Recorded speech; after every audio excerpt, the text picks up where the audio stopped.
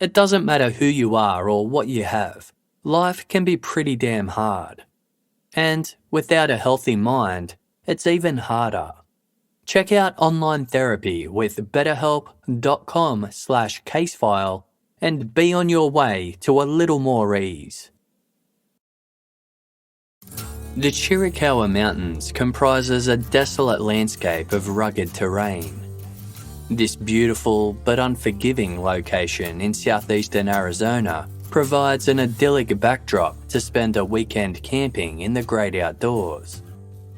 It also happens to be a notorious hotspot for people smuggling and unexplained disappearances.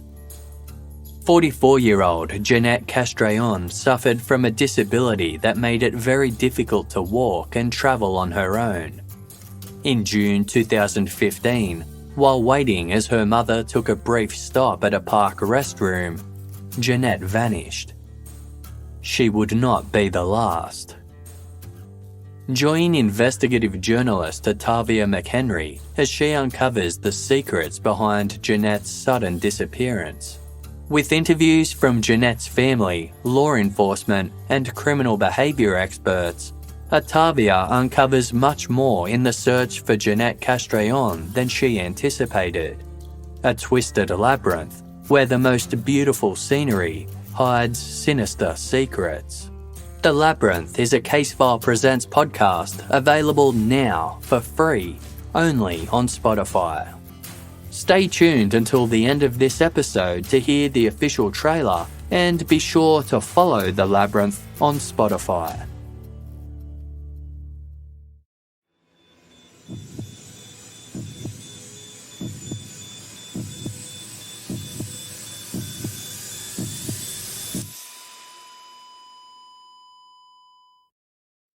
Our episodes deal with serious and often distressing incidents. If you feel at any time you need support, please contact your local crisis centre.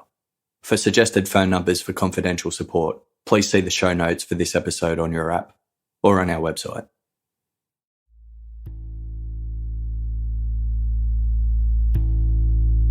It was still dark on the morning of Monday, November 15, 2004, when the alarm clock rang next to Peter Porco's bedside. The 52-year-old stirred before leaning over to silence the alarm so it wouldn't wake his wife, Joan, who was sleeping beside him. A chill greeted Peter as he lifted himself out of bed, so he pulled on a sweater before heading down the hallway to the main bathroom. Peter stood at the vanity and looked at his reflection in the mirror. His eyes lowered to the sink in front of him, where he noticed several drops of blood. He collected a handful of tissues and attempted to clean the mess. The blood smeared across the porcelain, but didn't wipe away completely. Peter gave up and left the tissues in the sink. He then went downstairs to the kitchen to prepare for work. Peter thumbed through some mail, unloaded the dishwasher, and took some food out of the fridge to make his lunch. As he went about his morning routine, Peter kept noticing drops of blood everywhere he went. Some he attempted to wipe up with tissues, others he left altogether. Peter then headed outside to collect the daily newspaper that had been delivered to his front porch.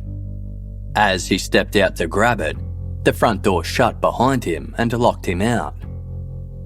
This wasn't a problem, as there was a spare key underneath a flower pot by the door.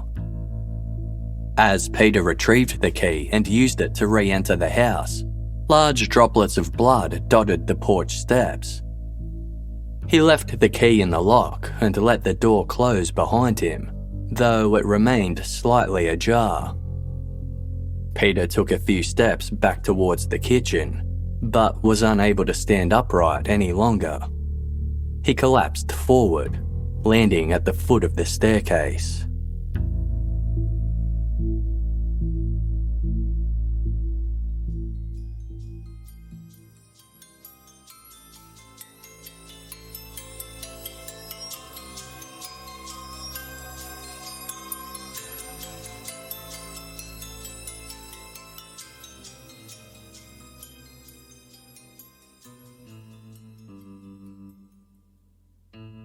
Peter and Joan Porco lived a simple and happy life in Delmar, a suburb approximately 150 miles north of New York City. They took great pride in their cream and olive weatherboard home, which Joan kept spotless and organised. The Porcos treated their jobs with equal care and respect. Both were aged in their 50s and had worked in their respective fields for decades. Joan as a speech pathologist for a local elementary school, and Peter as a law clerk at the New York Supreme Court. Peter, who was known as Gentle Peter around the courthouse, had never missed a shift without informing his colleagues. So on November 15, 2004, when he failed to show up for work without explanation, concerns grew. Calls were placed to the Porco's family home, but there was no answer. Peter's workmate, Michael, headed to the residence to make sure everything was all right. Michael drove down the quiet and leafy Broccoli Drive and pulled up in front of the Porco's two-storey house. From the street, everything appeared to be in order. Michael pulled out his cell phone and dialed the Porco's home number twice, but nothing stirred within the house. Michael then called his boss, who encouraged him to go up and knock on the front door. Michael kept his boss on the line as he headed up the driveway and immediately realised something was amiss. The front door was slightly ajar and a key had been left in the lock. Worse still, a large smear of blood was visible on the doorknob and several droplets were splattered around the porch. Michael could hear the Porco's pet golden retriever barking from somewhere inside. He asked his boss whether he should go in and was told to enter with caution.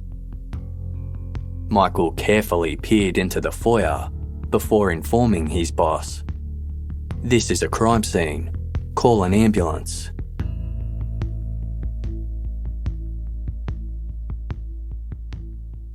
At the base of the stairs, Peter Porco was lying motionless on the tiled floor, his eyes open and glazed. Blood from a severe head injury had soaked his clothes and was smeared all around him, including along the walls and on some interior doors. Someone had walked through the blood, leaving red footprints throughout the crime scene.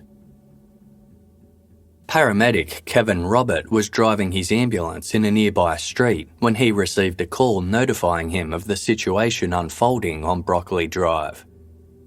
He reached the Porco house and was summoned to the first floor by a detective who had arrived minutes earlier.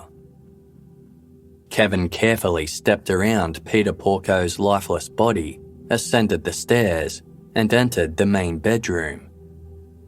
Inside, Joan Porco was lying horizontally across a blood-soaked bed. The walls above her were splattered in blood, as were the bedside tables. Joan's upper arms and hands had lacerations indicative of defensive wounds, but it was her head that had bore the brunt of the attack. One of her eyes was split in half and the side of her jaw was hanging from her face.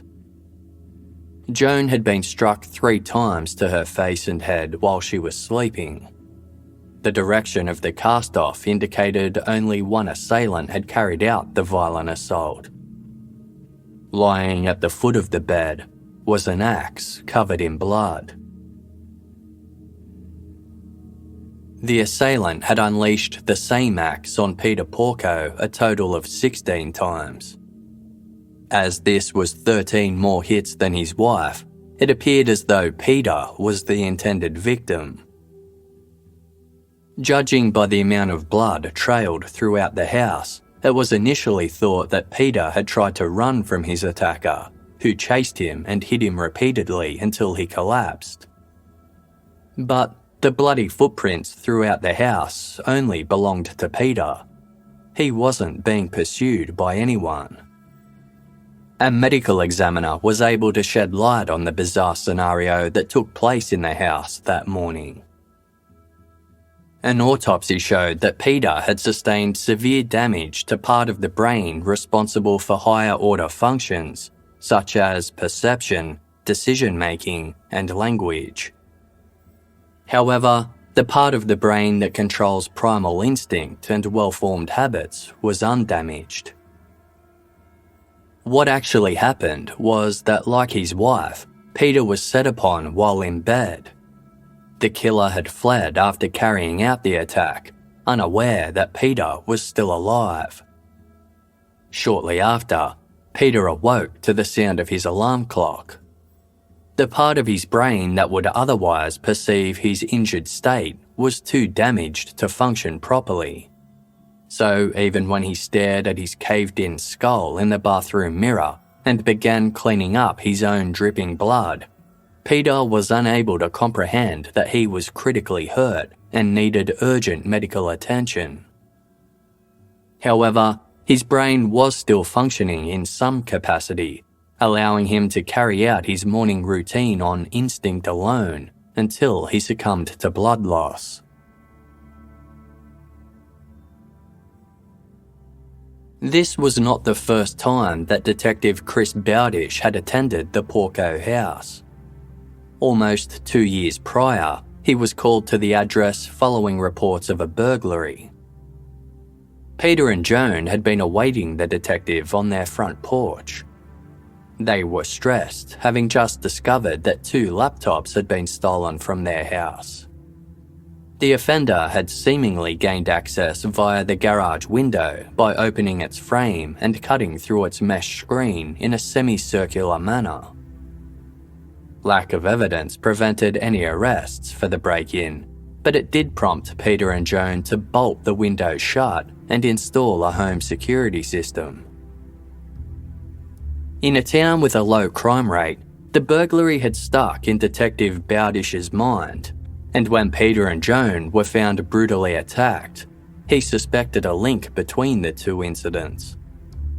In both cases, the mesh screen of a window leading to the garage had been cut in a similar semicircular manner. But during the murders, the intruder had also cut the home's phone line. They also smashed the LCD screen of the security system in the foyer. Only a single foreign fingerprint was found at the crime scene. It was uncovered on the door leading to the basement, where the couple's dog had been locked away. Not even the murder weapon contained any foreign DNA or prints. It was clear the killer had been cautious not to leave behind any evidence that could result in them being identified. But to assume this was a burglary gone wrong didn't quite add up. Everything in the house was in its usual place, and nothing had been rummaged or rifled through. Joan's purse, complete with credit cards, was lying untouched in the kitchen. Aside from the bloodstains, the house was in pristine condition. It appeared a far more sinister motive than robbery was at play this time. The intimacy of the crime, from the choice of murder weapon to the victim's wounds being centered around the head, indicated something more personal prompted the attack. Years earlier, Peter had been working as an appellate judge when he received a death threat from a man who was given an unfavourable ruling. Peter took the threat seriously and obtained a handgun for protection. He kept it by his bedside table, but as time passed and no action was taken against him, his worries dissipated. Eventually, Peter stored the gun away in a closet. Following the murders, the man who had made the death threat was tracked down, but cleared from the investigation after providing a solid alibi.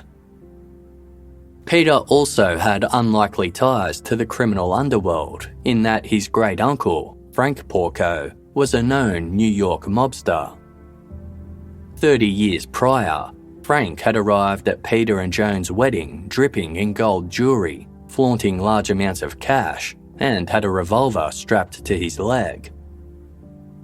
There were rumours that Frank had snitched on his fellow mobsters, leading to the belief that Peter and Joan could have been targeted in retribution. This theory was bolstered by the fact that the perpetrator had used a fireman's axe, which was symbolic, given that Frank Porco was known within criminal circles as Frankie the Fireman. However, further examination of the axe revealed that it was not a fireman's axe as initially believed, but a regular one taken from the Porco's garage that they had purchased at a local hardware store. Additionally, Frank Porco had children, so it didn't make sense that anyone wishing to send him a cruel message would target his great-nephew instead. Frank also had a history of refusing to cooperate with authorities, casting doubts that he was an informer. The theory that Frank Porco was in some way responsible for the attack on Peter and Joan just didn't add up. Then, a month after the axe attack, an envelope arrived at the headquarters of the Times-Union newspaper in Albany, a city north of Delmar. As an employee handled it, a fine white powder poured out from one of the corners. They immediately notified the police. Inside was a letter from someone claiming responsibility for Peter Porco's death and stating that he was a starting point. It read, "Peter was not even a challenge. Once I got inside, I repeatedly hit him in the head and neck with a small axe. I ignored all his pleading screams. If you ever want to find me, you might want to stop going after easy suspects. Show me some respect I deserve. Catch me if you can." Tests revealed that the white powder was a non-harmful substance. Analysis of the letter failed to uncover any fingerprints or other characteristics that could help identify its author. A police lieutenant told the media he wouldn't classify the letter as a break in the case, rather just another avenue they were investigating. What the lieutenant didn't disclose was that police had quickly ruled the letter out as a hoax. They were already zeroing in on who they strongly suspected was responsible for the murders. A person who had been identified by Joan Porco herself.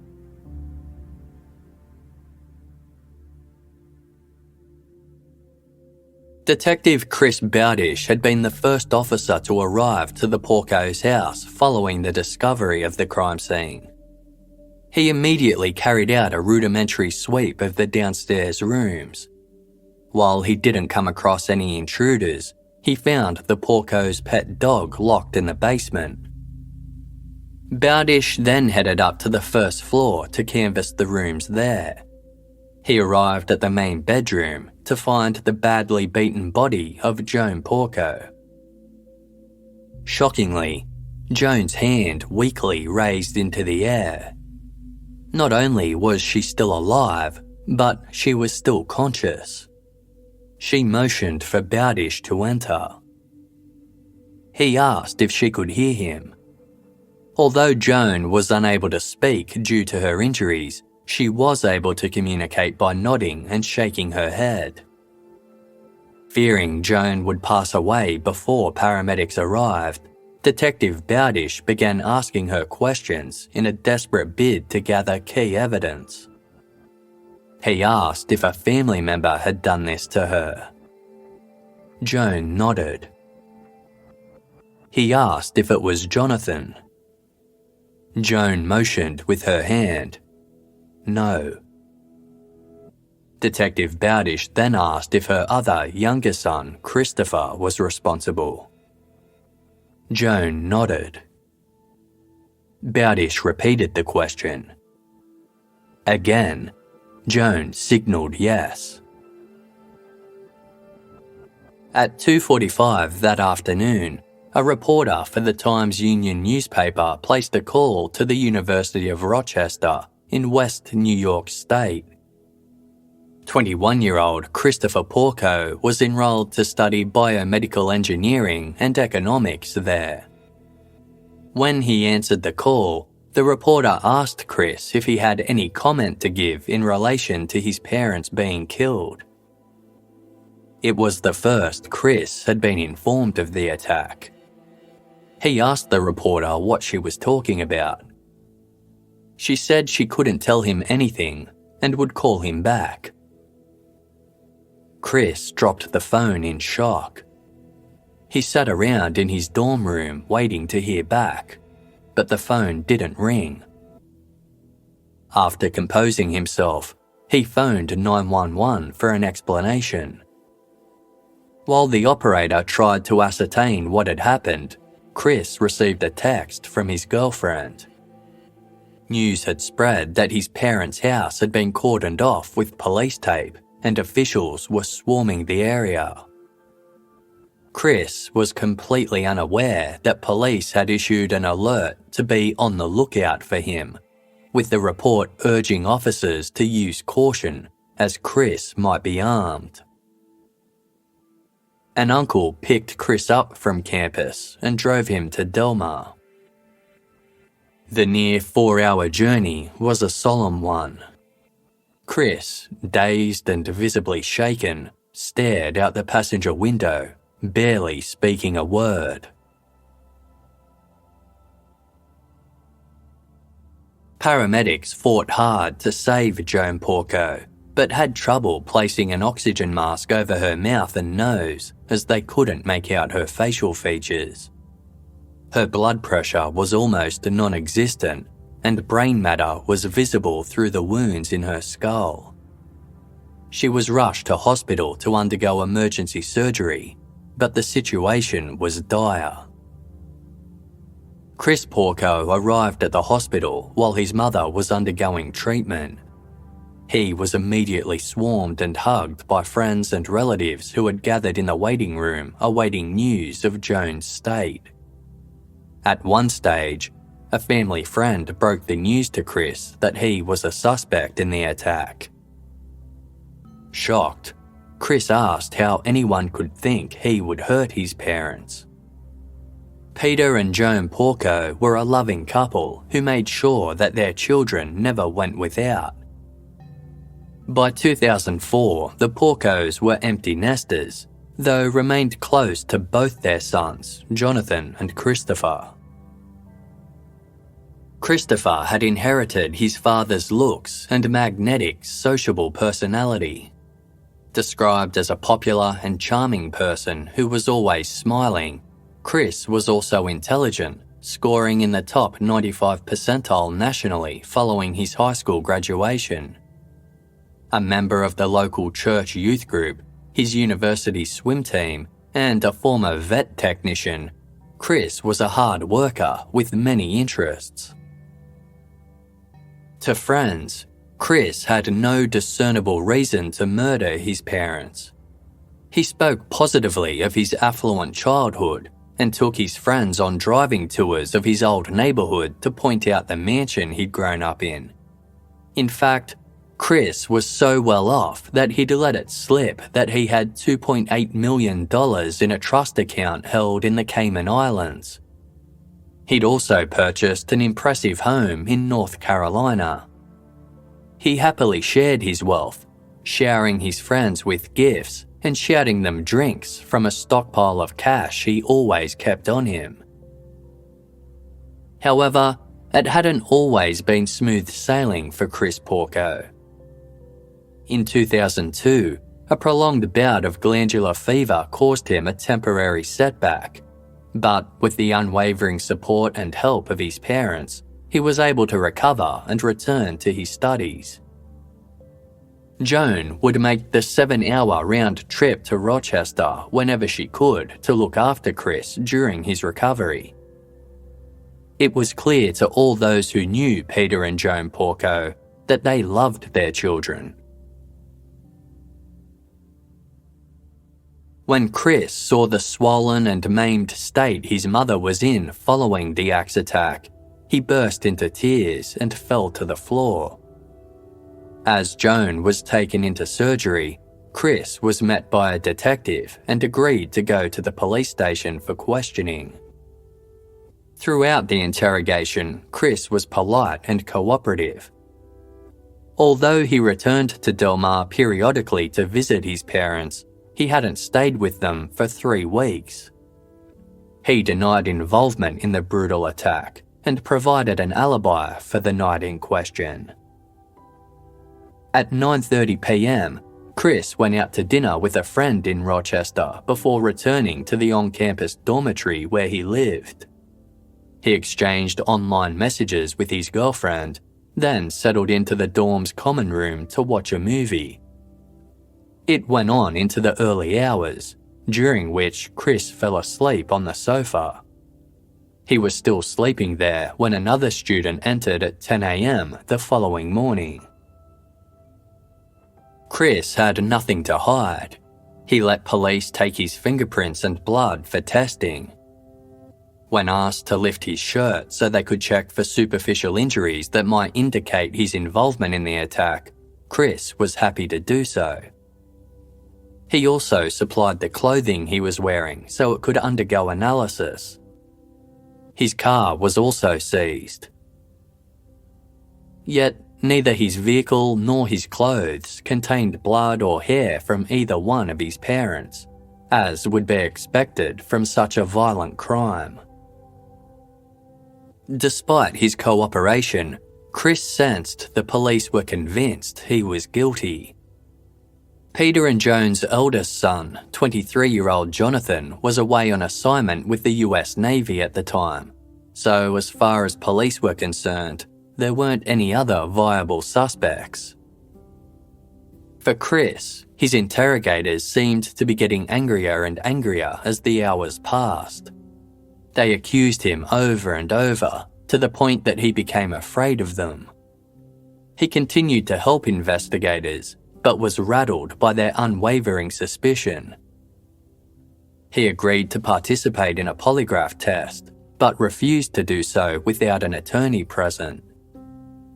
This request, along with his right to legal counsel during his interrogation, was denied.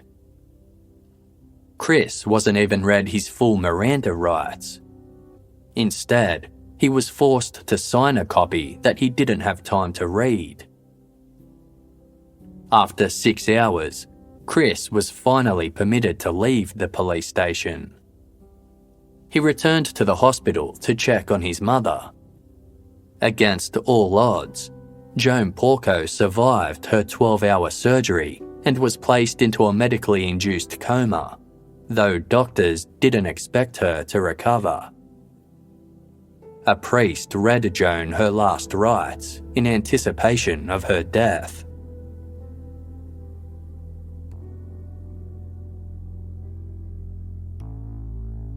Three weeks later, Joan Porco miraculously awoke. She had lost her left eye, part of her skull had been removed, and her face was permanently scarred. Damage to her throat left her with a quiet, whispering voice, but she had survived. The problem was, Joan had no memory of the attack.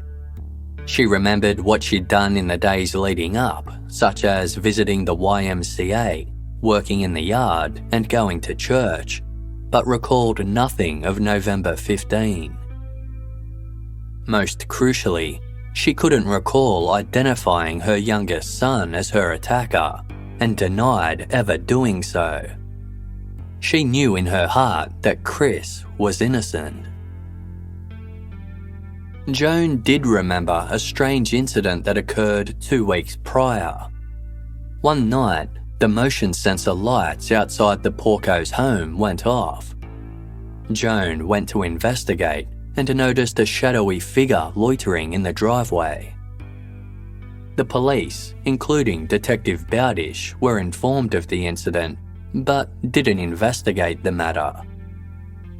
Joan's instincts told her that there was more to this encounter than the police believed, yet they continued to try and convince her of Chris's guilt. Joan remained steadfast. Chris was not responsible. She wrote a letter to the editor of the Times Union newspaper, which read, "Thanks to wonderful doctors, numerous medical treatments and surgeries, I have survived. I continue to improve, and even though I have suffered a grievous injury, both physical and emotional, I thank God for my life. Unfortunately, the horror and unbearable sadness I continue to feel as a result of the loss of Peter has been dramatically intensified by the trauma that our cherished son, Chris, has been forced to endure. I want to say unequivocally that although I have no memory whatsoever of the attack, either because I was asleep or because of my injuries, I am absolutely positive that my son was in no way involved in this heinous crime. He is an intelligent, compassionate, peaceful and loving person, and no one could ask for a better son. He, Peter, our older son Jonathan, and I have always had a wonderful relationship, and Chris would never hurt any one of us. I implore the police and the district attorney's office to leave my son alone and to search for Peter's real killer or killers so that he can rest in peace and my sons and I can live in safety."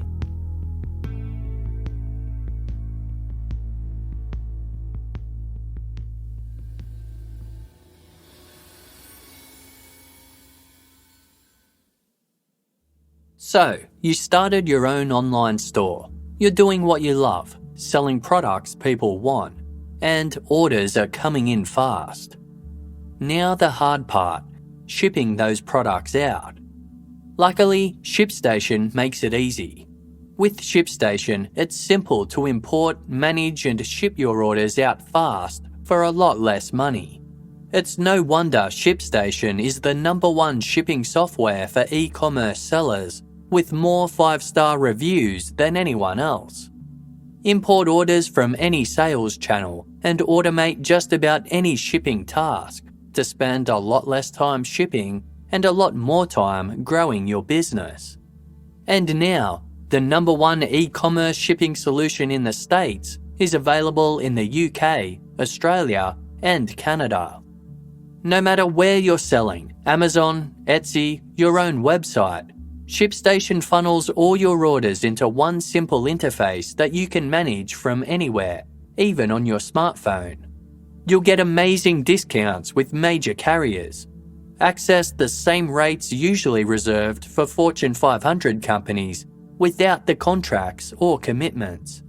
Ship more in less time. Just use offer code CASEFILE to get a 60-day free trial. That's 2 months free of no-hassle, stress-free shipping. Just go to ShipStation.com, click on the microphone at the top of the page, and type in CASEFILE. That's ShipStation.com. Enter offer code CASEFILE. ShipStation. Make ship happen. If there are 2 rooms in your home that deserve a refresh after the last year, it's the bedroom and home office. And with Article's perennial favourite Sven collection expanding to the bedroom with the new Sven bed, as well as sleek modern desks with ingenious extra storage options like the fan towel, and so much more, this isn't just refreshing, it's downright exhilarating. Article is the easiest way to make your space look beautiful. Their team of designers focus on beautifully crafted pieces, quality materials, and durable construction. They take their inspiration from all things mid-century, Scandinavian, industrial, and bohemian. Not only do Article's pieces look amazing, you can expect to save up to 30% over traditional retail prices. Casefile composer Andrew loves the throw and rugs he ordered from Article. The quality of Scandinavian-inspired items he ordered was second to none. Combined with Article's easy-to-navigate website and amazing customer care, Andrew will be going straight back to Article next time he needs any home furnishings. Article is offering listeners of Casefile $50 off your first purchase of $100 or more. Go to article.com/casefile and the discount will automatically be applied at checkout. That's article.com/casefile to get $50 off your first purchase of $100 or more. 44-year-old Jeanette Castrillon suffered from a disability that made it very difficult to walk and travel on her own. In June 2015, while waiting as her mother took a brief stop at a park restroom, Jeanette vanished. She would not be the last. Join investigative journalist Tavia McHenry as she uncovers the secrets behind Jeanette's sudden disappearance. With interviews from Jeanette's family, law enforcement, and criminal behaviour experts, Tavia uncovers much more in the search for Jeanette Castrillon than she anticipated. A twisted labyrinth where the most beautiful scenery hides sinister secrets. The Labyrinth is a Casefile Presents podcast available now for free, only on Spotify. Stay tuned until the end of this episode to hear the official trailer and be sure to follow The Labyrinth on Spotify.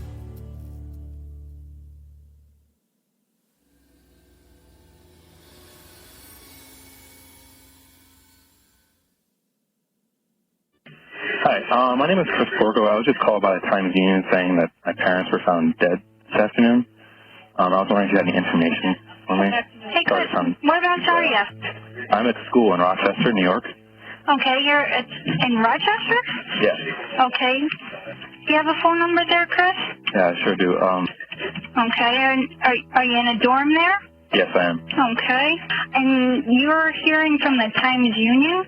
Yeah, they called me and said my parents were found, I guess, dead. I don't know. They didn't say how or anything.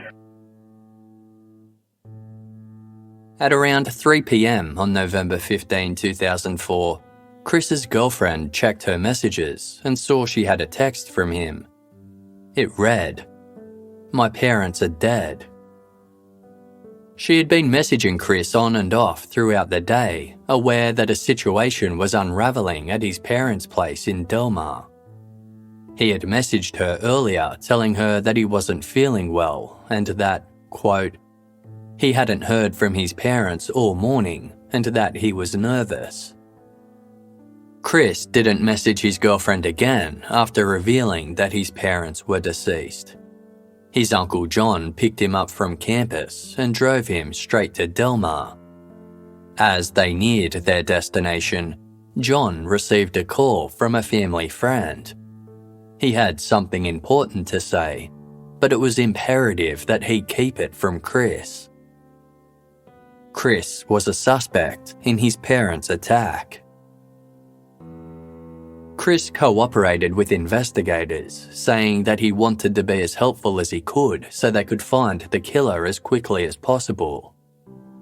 When asked if he committed the brutal assault, Chris replied, "You know, I can't say enough. Absolutely no. I would never do anything like that to anyone, let alone my parents, who I love dearly." Following Joan Porco's life-saving surgery, Chris stood vigil by her side. A youth minister comforted him and was struck by Chris's odd behaviour. He didn't sense any grief from the young man.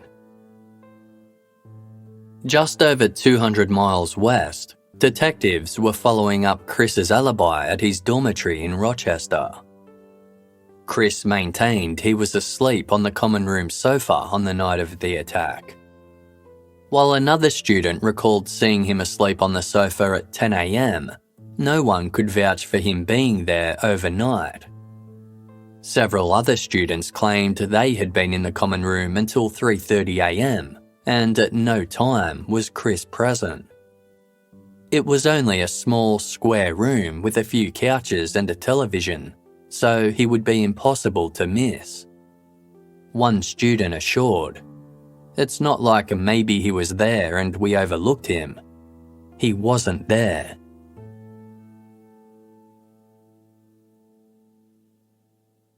It was approaching 11 o'clock on the night of November 14, 2004, marking the end of a long shift for toll collector John Fallon. John stood alone in a booth at the exit 46 tolls in the suburb of Henrietta, just off the New York State Thruway. Craving a cigarette, John discreetly lit one up while keeping an eye out in case his boss suddenly approached. At 10:46 p.m, a bright yellow Jeep Wrangler caught John's attention. He'd been on the lookout for a new car for his son and had always loved Jeeps. This one was a particularly nice model, and John noted its wide tyres and black canvas top. It drove through John's toll lane and pulled up to the booth where he was waiting. The driver was a white man aged in his 20s wearing a baseball cap. He was travelling alone. Although cashless tolling was available to vehicles that had an electronic EasyPass tag installed, this driver didn't appear to have one. Instead, he opted to pay for the toll with cash. John handed him a ticket, which gave the Jeep access to the New York State Thruway, a system of controlled access highways spanning over 550 miles across the state. He then let the Jeep continue onwards before stubbing out his cigarette and finishing his shift. Just over 3 hours later, toll collector Karen Russell was preparing to go on her break. Her booth was located 230 miles west of Henrietta at exit 24 of Interstate 87, just outside the suburb of Delmar. Karen was working the 10 p.m. to 6 a.m. shift when at 1:51 a.m. she noticed a car speeding down her lane. It came to an abrupt stop at her booth. Karen eyed the driver. It was a young man with brown hair. She collected a toll ticket from him and sent him on his way. He hit the accelerator and sped off into the darkness. Although Karen ticketed 24 more vehicles before she finally went on her break, she never forgot this one. Given that the car was travelling so fast and dangerously, Karen remembered the yellow Jeep Wrangler vividly. Broccoli Drive in Delmar was predictably dark and quiet at 4 a.m. on November 15, 2004, when local resident Marshall got in his car to head off for work. For a moment, his headlights swept over his neighbour's property. They illuminated a yellow Jeep Wrangler parked in the driveway. Marshall had seen the vehicle before, speeding up and down the street with music blaring. Although it had caught Marshall's attention as it sat stationary in front of the home belonging to Peter and Joan Porco, it wasn't an unusual sighting. He knew who owned the car. As such, he thought nothing of it and continued onwards. The sighting of the yellow Jeep in the Porco's driveway at the time of the attack was a crucial one for detectives. They were able to trace its movements through the toll booths, which had been captured on CCTV footage. While the footage wasn't clear enough for the Jeep's number plates to be visible, a video analyst was able to enhance the footage enough to notice some clues. Marred on the passenger side door, a torn barcode sticker on the passenger side window, and an oval sticker on the spare tyre cover.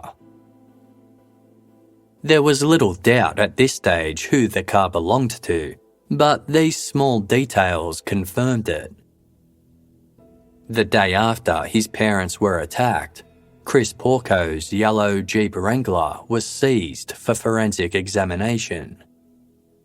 Photographs of the Jeep were compared to the vehicle caught travelling from Henrietta to Delmar the night of the attack.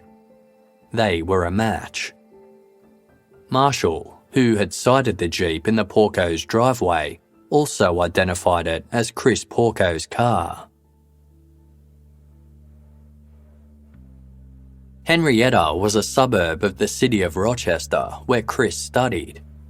In a fortunate break for detectives, new security cameras had been installed throughout the exterior of the campus, including the car parks. They examined 880 hours of footage, during which Chris's yellow Jeep Wrangler was filmed leaving the campus at 10:30 p.m. on November 14, hours before the attack.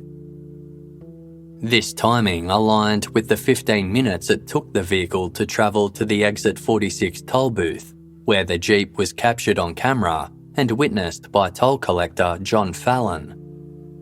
It then drove near 3 hours east towards Delmar, before Karen Russell at exit 24 centred onwards from her toll booth. At 8:30 a.m, Chris's Jeep was filmed pulling into the University of Rochester car park. Shortly thereafter, Chris was sighted by another student wearing a baseball cap and slowly jogging towards his dormitory. At 10 a.m, a fellow resident saw him sleeping on the common room sofa. An electronic EasyPass tag was found on the floor of Chris's Jeep. This would have enabled him to drive through the toll booths without having to stop and pay cash. It was suspected he had removed it from its usual position on the windshield and opted for the manual ticketed toll system to avoid being digitally tracked. In another lucky break for investigators, the toll tickets collected on the night of the attack hadn't yet been destroyed. One contained mitochondrial DNA that undisputedly linked it to Chris. While the Porco's home security system had been smashed, its records revealed it had first been disarmed using the master code. Chris was one of only 6 people who knew the code. Police suspected that he smashed the system's screen to fool them into thinking that the intruder had disarmed the device this way. They also suspected he had worn a pair of scrubs obtained from his time working in the veterinary clinic to avoid soiling his clothes with his parents' blood. His extensive work in cleaning up after veterinary procedures would have given him ample skills to clean up a bloody crime scene and any staining in his car. In a final blow to Chris's professions of innocence, the fingerprint on the basement door was matched to his own. Despite Joan Porco refuting that she had implicated her son in the immediate aftermath of her attack, Detective Baudish remained firm that Chris Porco was responsible. He recalled the time he visited the Porco residence years prior to investigate the matter of the 2 stolen laptops. Although the house had all the hallmarks of a burglary, Baudish was certain the crime scene was staged. His suspicions only increased after the axe attack. Similar to the laptop robbery, a mesh window screen had been slashed in the garage, indicating the intruder's entry point. However, the garage window had since been bolted shut and was also covered in cobwebs. It was clear no one had come through there and that the mesh had been cut from the inside. Shortly before his parents were attacked, Chris Porco attempted to sell a laptop he stole from a friend. Furthermore, just prior to the attack on Peter and Joan, the veterinary clinic Chris previously worked for reported some electronic devices and a cell phone had been stolen. The intruder had staged the scene at the veterinary clinic to look like a break-in by shattering a window. They had disarmed the alarm and reactivated it after stealing the goods. The clinic's cell phone was later found in the Porco family safe. This was the beginning of an elaborate web of lies surrounding Chris Porco. His family were never wealthy like he boasted to friends, and he didn't have over $2 million in an offshore bank account. According to the CBS 48 Hours documentary Memory of Murder, every time Chris's friends asked to see the mansion he claimed to have purchased in North Carolina, he came up with an excuse as to why he couldn't take them. When he took them on tours to view his lavish childhood homestead, they suspected he was pointing out a random house he'd never lived in. They found Chris's stories exaggerated and hard to believe, but he did always seem to have cash on him and was, quote, such a lovely guy that they gave him the benefit of the doubt. These lies seemed relatively harmless and only served as a means for Chris to grandstand his otherwise ordinary life. However, there was one lie that hinted at a deeper problem Chris had with confronting the reality of his life decisions. According to his friends, rather than having a bout of glandular fever that set back his studies, Chris often skipped classes due to partying and excessive drinking. After being asked to leave the University of Rochester due to poor performance, Chris enrolled in community college, but once again failed to attend. Not wanting his parents to find out, he lied to them, telling them he passed and had been accepted back into the University of Rochester. In reality, Chris forged a fake transcript, giving himself 3 A's and a B to get back into university. When he returned, Chris told his parents that he'd never failed any subjects in the first place, but had mistakenly been asked to leave after a professor lost an exam he had taken. Chris told Peter and Joan that to make up for the mistake, the university offered to pay the tuition fees for a full semester. This was a complete lie. On October 7, 2004, 6 weeks before the attack, Chris asked his father for help to secure a $2,000 loan to pay for some school expenses. Peter agreed and sent personal information to Chris so he could become a co-signatory. Instead, Chris used this information to secure a $31,000 loan and forged his father's signature on the application. Peter discovered this when a letter arrived at his house informing him that the loan had been approved. Furious, Peter rang the bank and cancelled the loan. He then rang the University of Rochester Finance Department, who assured Peter that the university was not paying for Chris's semester of tuition. As a result, Peter paid for the tuition himself. A few weeks later, Chris showed up to visit his parents in a brand new yellow Jeep Wrangler. He told them it had been gifted to him in exchange for some used computers. In reality, Chris had forged his father's signature to obtain a loan for the amount of $16,450 to purchase the Jeep. In good faith, Peter agreed to remain co-signatory on the loan, allowing Chris to keep the car. However, Chris soon fell behind in the loan repayments.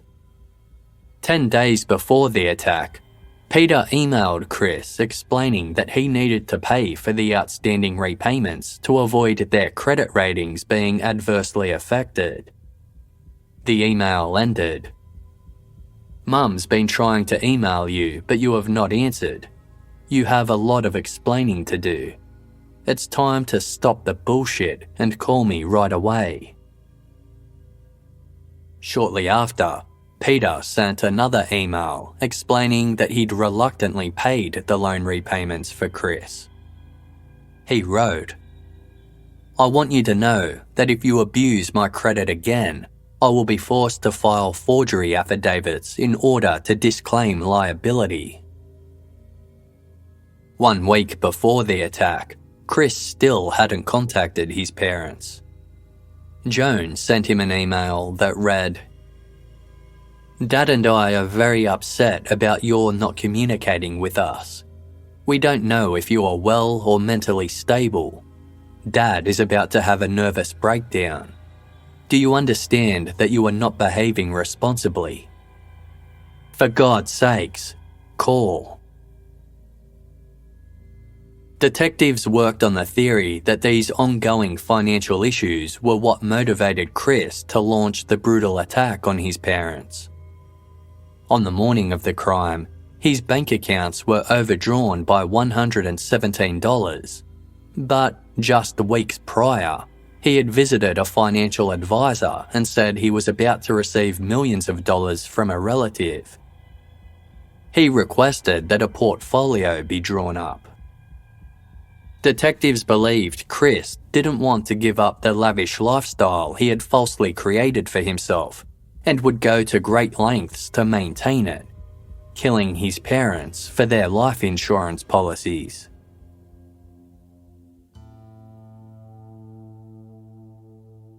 On November 4, 2005, almost a year after Peter and Joan Porco were attacked, Chris Porco was formally arrested for the crime. A grand jury indicted him for the second-degree murder of his father and attempted murder of his mother. He appeared calm and collected as he was led from the courtroom in handcuffs and taken into custody to await a bail hearing set for 2 weeks' time. The upcoming trial presented an unusual problem for the prosecution. Joan Porco was aware of the mountain of evidence that implicated Chris. Regardless, she was unwaveringly convinced of his innocence. She thought a financial motive was ludicrous and was unwilling to help the prosecution at all. District Attorney David Soares told reporters, "Ultimately, the issue here is in order to get justice for Joan Porco, we have to find her son guilty." This was regardless of whether it came with Joan's blessing. Joan fully supported her son to be released on bail pending trial. In a letter to the judge, she wrote, "Even though I am still in the process of recovering from the attack, I have had many occasions to be with Chris. During all of those times, he has been the same loving person that Peter and I raised, and continues to treat me with the same respect that he showed before the attack. I have no fear being in his presence." Family and friends managed to collect $250,000 cash to meet Chris's bail requirements. He walked from the courthouse flashing a smile at reporters who asked how he was doing. He replied, "I feel pretty good actually, and I just want you to know, I'm innocent." Chris spent the following weekend at a hotel with his mother, who was delighted to see him. While awaiting trial, he spent his time going to clubs in downtown Albany, where he had become somewhat of a celebrity due to the extensive local reporting on the case. Girls asked to have their photo taken with him, eager to show friends they had met the man accused of murder. On June 27, 2006, Chris Porco arrived at the Orange County Courthouse accompanied by his mother. The venue had been changed from Albany after his attorneys successfully argued he wouldn't get a fair trial in his home county due to the extensive media interest in the case. Chris held an umbrella out for Joan as they walked into the courthouse arm in arm. Joan looked thin and frail next to her tall and strapping son. She wore large, dark sunglasses that hid the glass eye and some of the scarring to her face she had received from the attack. Despite her efforts to remain relatively inconspicuous, Joan was a major focus in her son's trial. The defense argued that she couldn't have identified Chris as her attacker, as it was too dark in the bedroom when the assault took place. They also argued that Joan's cognitive abilities should have been assessed before Detective Baudish questioned her in the bedroom to make sure she understood what was being asked. Even though Joan denied implicating her son, Multiple paramedics were present in the bedroom when Baudish questioned her. They all verified his version of events. Joan had agreed Chris was her assailant. The defense also highlighted Joan's story of having seen a stranger in her driveway 2 weeks before the attack. They were critical of the police for not investigating this incident at the time, suggesting Detective Baudish in particular was sloppy in his work.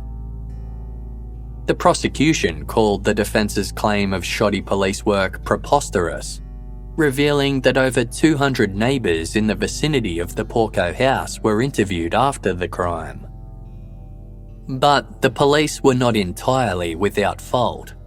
The trial judge established that the interview conducted with Chris on the day of the attack was inadmissible, due to the errors made in not reading Chris his Miranda rights.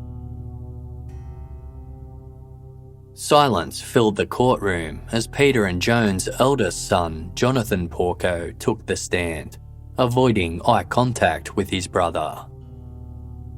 While he initially stood by Chris, John admitted that he and Chris had a strained relationship. He didn't elaborate any further. John also revealed that they were both aware they stood to inherit over $1 million in life insurance and benefits in the event of their parents' death. When photos of the critically injured Joan were flashed on a courtroom screen, Chris Porco removed his glasses to wipe away tears. The photos were so graphic that the judge ordered them to be shown in black and white rather than colour. During breaks, Joan often went over to embrace Chris, and the two were seen smiling together.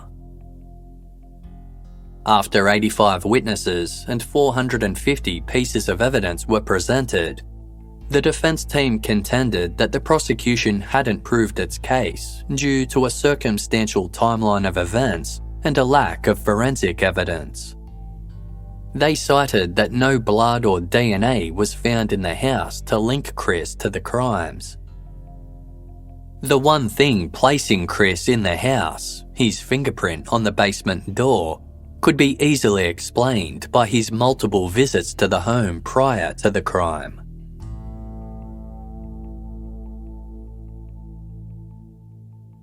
On August 10, the jury left the courtroom to decide Chris Porco's fate. While they were deliberating, reporters asked Chris what he would tell the jury members if he had the chance. Chris urged them not to jump to conclusions, saying, "Once you look at the whole picture, I think it's pretty clear that things just don't add up." Deliberation was expected to be a long and drawn-out process, but 6 hours in, the jury shocked everyone by returning to the courtroom with a verdict. Anticipating a lengthy deliberation, Joan Porco had retired to rest in her nearby hotel room and wasn't present when the verdict was announced. For the second-degree murder of his father Peter and the attempted murder of his mother Joan, Chris Porco was found guilty. He remained calm as the verdict was read, but his nonchalant attitude was betrayed by his face, which turned bright red. Despite winning a conviction, the Chief Assistant District Attorney said there was no cause for celebration as, quote, "The whole thing is a tragedy." Peter's sister Patty expressed a sense of relief, telling the media that their next challenge would be to pick up the pieces and try to rebuild as a family. 2 months later, Chris appeared at the Albany County Courthouse for sentencing. While Joan asked for leniency towards her son, Patty read a victim impact statement that said, "This act was the coldest, most barbaric act any human being can commit against another. I am so angry that my future with my brother has been taken away, and especially that after giving years of his life for others, he did not get to live out his own dreams and potential. A letter from Peter's mother was also read out to the courtroom. In it, she said, "I do not fully understand what happened to my grandson, and I hope and I pray that he can be cured. But unless that happens, he must not be allowed to kill again." Chris blamed the police for taking a minor dispute with his father out of context and using it to incriminate him in his murder. He said, "I was never able to say goodbye to my dad before he was taken from us. The idea that he was disappointed in me before he died will always haunt me." The judge turned to Chris to deliver his sentence. Quote, "It is without a doubt your mother has no memory of the events which occurred in the early morning hours of November 2004. It's very understandable that she is upset with the system. It is very understandable to me that she feels the police didn't do enough. That's because it would be the most difficult thing in the world for a parent to believe that their child, who she gave birth to and raised and took care of, would be capable of being the perpetrator of these violent, heinous acts.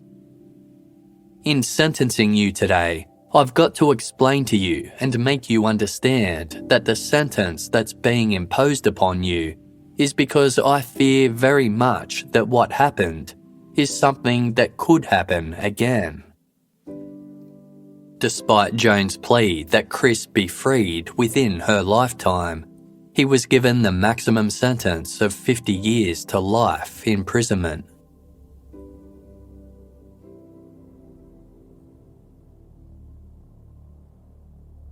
Chris went on to appeal his conviction twice, but was rejected both times on grounds of there being overwhelming evidence to support his conviction. He then appealed to the US Supreme Court, but in April 2012, it was announced the court wouldn't be hearing his case, putting an end to Chris's appeals process. In 2013, Chris attempted to sue the Lifetime Entertainment Network after they made a TV movie about the case titled Romeo Killer, the Chris Porco story. Chris tried to put a halt to the advertising and airing of the movie, claiming that the film wrongfully used his name, likeness, and personality. While temporarily successful, the lawsuit was eventually tossed, and the film was marketed as the movie Chris Porco doesn't want you to see.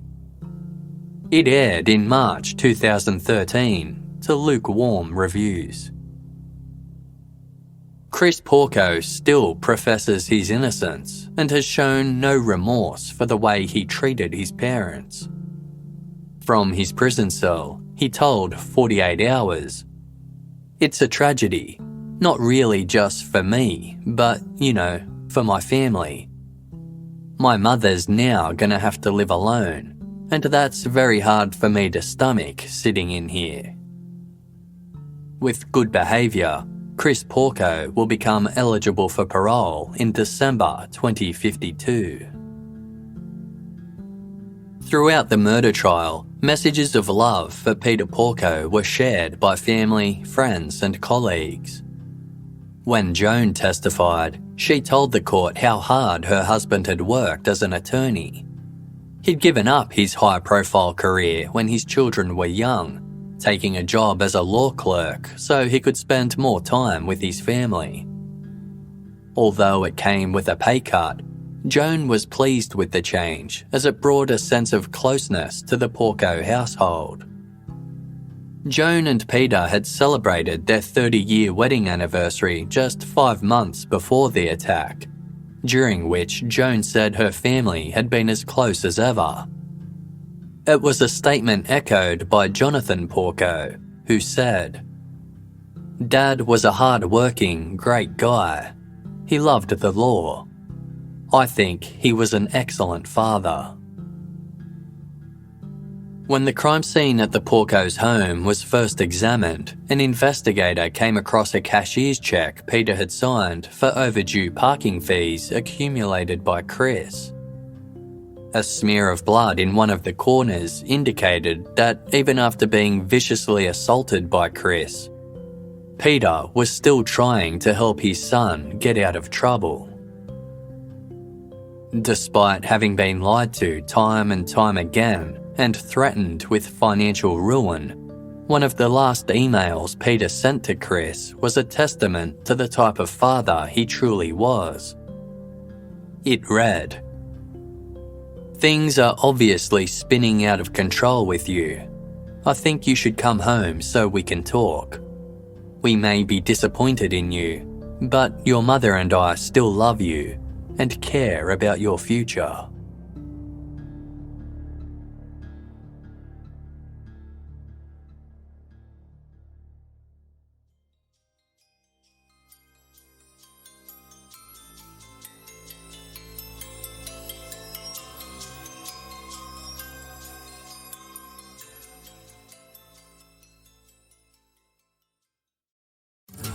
In June of 2015, a woman disappeared while camping with her family in the Chiricahua Mountains of Arizona.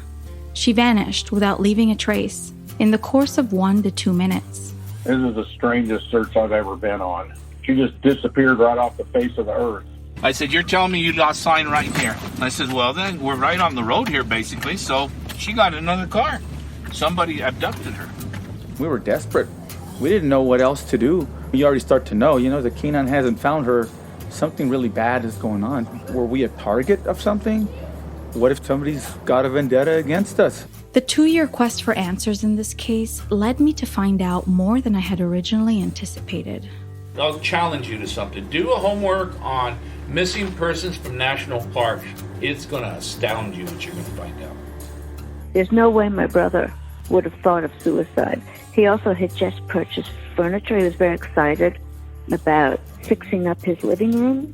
So you don't buy furniture and start fixing up your living room if you're planning on dying. This case has more twists and turns than the Blue Ridge Parkway. And I have to say, Occam's razor is normally the principle I operate from. The simplest explanation is normally the most likely. Certainly what I do know is that in fear and under pressure, people make some very bad choices.